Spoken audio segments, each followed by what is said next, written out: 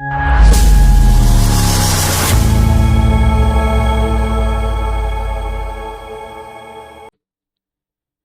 perkenalkan nama saya Marlon Ulun Arloswatir, NDK 28, kelompok 11. Saya bekerja sebagai staf pada Badan Penanggulangan Bencana Daerah Kabupaten Raja Ampat. Izinkan saya untuk dapat merangkum terkait dengan modul pembelajaran yang telah saya pelajari. Baik, poin yang pertama yaitu 1, konteks dan tujuan pelatihan dasar CPNS. Pelatihan dasar CPNS ini bertujuan untuk menciptakan ASN yang terampil dan memiliki attitude yang baik.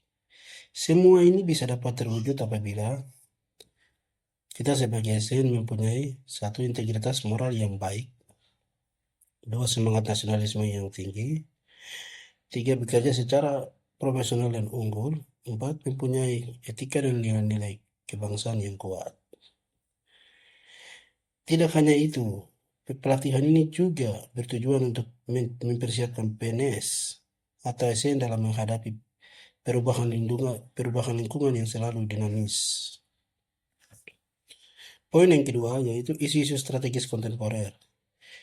Di dunia yang serba cepat ini, kita dihadapkan dengan berbagai isu kontemporer yang berpengaruh besar yang dapat mempengaruhi kinerja birokrasi.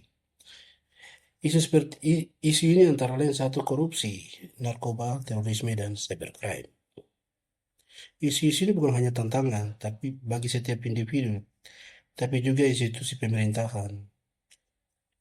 Melalui pelatihan ini kita diajarkan untuk menyikapi isu-isu kritis dengan pendekatan yang lebih baik, lebih tajam, dan lebih kritis untuk menghindari dampak negatif bagi negara.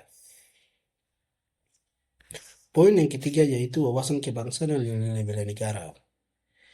Dalam wawasan kebangsaan ini adalah pondasi yang paling penting bagi setiap ASN. Untuk itu, pelatihan dasar ini kita dibekali dengan pemahaman yang mendalam tentang bagaimana membela negara dan mencintai bangsa dan negara kita. Sebagaimana tertuang dalam konsensus kita, yaitu Pancasila, Undang-Undang Dasar 1945, NKRI, dan Bhinneka Tunggal Ika.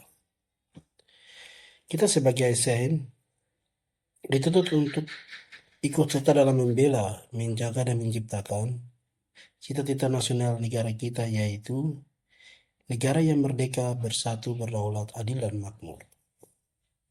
Poin yang keempat yaitu pengelolaan konflik kepentingan. Salah satu aspek penting dalam pelatihan dasar adalah pengelolaan konflik kepentingan.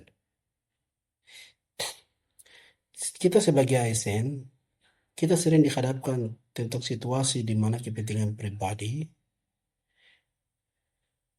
bisa bertentangan dengan kepentingan negara. Oleh sebab itu, melalui pelatihan ini, kita dituntut untuk mengelola potensi konflik kepentingan dan mengambil keputusan dengan baik.